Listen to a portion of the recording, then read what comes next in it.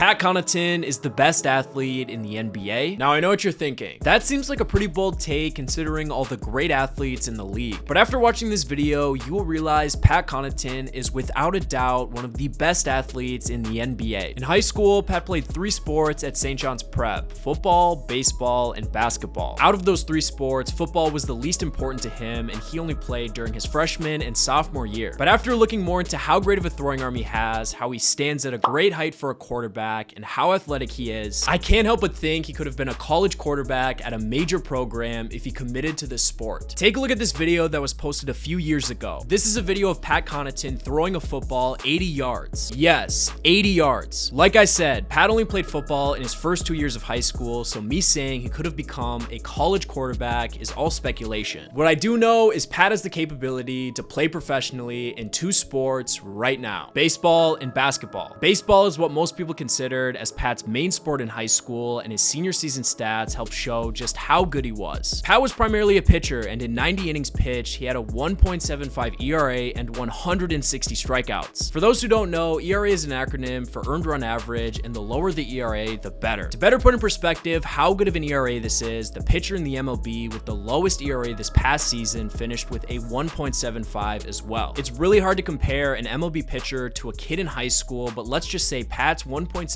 ERA was remarkable. Also, when Pat was measured on the radar gun, he could consistently hit 90 miles per hour. Anyone looking in from an outside perspective would think Pat should fully pursue baseball considering how talented he was in the sport. We're talking about a guy who got drafted into the MLB by the San Diego Padres before he reached college. But Pat turned down the opportunity to play professional baseball because the summer after his junior year changed his life. During the summertime in high school, Pat didn't play much basketball at all. This was until AAU coach Mike Crotty Sr. gave him the opportunity to play both sports after his sophomore year. He didn't get too much basketball looks in the summer after his sophomore year, but the offers really started to pile up the following year when he went off during the 2010 national tournament. Throughout the entire week of the tournament, Pat went off in front of college scouts and dropped 33 points and 20 rebounds in one of those games. ESPN writer Jeff Goodman ended up doing a piece on Pat's success at the tournament, which led to multiple colleges reaching out to Pat, willing to let him play in both basketball and baseball. And Pat's final year of high school hoops really proved he had what it took to succeed at the next level. As a senior, he averaged 23 points, 17 rebounds, and 8 assists. A season good enough to earn him both 2011 ESPN Mr. Basketball and Gatorade Player of the Year in the state of Massachusetts. Despite all this success, a lot of people still believed he should play only baseball in college. But Pat loved the sport of basketball and wanted to give it an opportunity, so he chose between colleges that allowed him to play in both of the sports. His final 4 schools were Notre Dame, UCLA, Vanderbilt, and his hometown school, Boston College. Pat chose Notre Dame because of their alumni network, and he believed the college would set him up best if sports didn't work out. Well, professional sports definitely seemed like it would work out for Pat because he excelled in both baseball and basketball during his time with the Fighting Irish. In his collegiate baseball career, he pitched 154 innings, finishing with an ERA of 3.03 and 105 strikeouts. Pat was so good that he ended up being drafted into the MLB again, this time by the Orioles in 2014 after his junior season. Pat played with the Orioles minor league affiliate that summer, pitching in 14 innings, finishing with an ERA of 2.45. A very solid first go at being a professional athlete, and Pat could have been well on his way to the major leagues. But he was still not ready to give up on basketball. While Pat clearly dominated in baseball at the collegiate level, he also played very well in basketball and was fresh off of a junior season where he averaged 14 points and 7 rebounds on nearly 40% shooting from 3. Pat continued to be a solid player in his senior season of college hoops, averaging 13 points and 7 rebounds. He was one of the biggest reasons for the Fighting Irish's success that year, and they finished the season with a record of 32-6. And in the March Madness tournament, they made it all the way to the Elite 8. All of the success in college basketball earned Pat some real NBA interest, and he declared for the 2015 NBA draft and that year's draft combine. And if Pat didn't prove enough in college, that combine showed scouts his otherworldly athleticism and overall ability as a ball player. He even recorded a 44-inch vertical leap, which is actually the second highest vertical leap ever recorded at the time. Pat ended up getting drafted 41st overall in the second round of the 2015 NBA draft, and the rest is history. He has been in the NBA for 8 seasons now and helped the Bucks win a championship in 2021. So it's safe to say he made the right choice in pursuing basketball. In an interview he did a few months ago, he said that he continued to choose basketball over baseball because of it being a more youthful sport that requires a lot lot more athleticism. The thing that he constantly thought about was if he wasn't to have success in one of the sports, which one could he go back to? So while basketball definitely worked out for Pat, I can't help but wonder how good of a pitcher he could have become. And who knows, maybe one day we will see him pitching on an MLB mound because he certainly has the talent to do so. After getting to this point in the video, what do you think? Is Pat Connaughton the best athlete in the NBA? Comment down below your thoughts. If you enjoyed this video, make sure to check out the one we did on the weirdest game in NBA history, a game where the Warriors played with just 6 active players. If you're curious to see what happens when one of those 6 guys fouls out and another gets injured, click the video to find out. As always, thank you guys so much for the constant support. Make sure to like, comment, and subscribe if you enjoyed the video.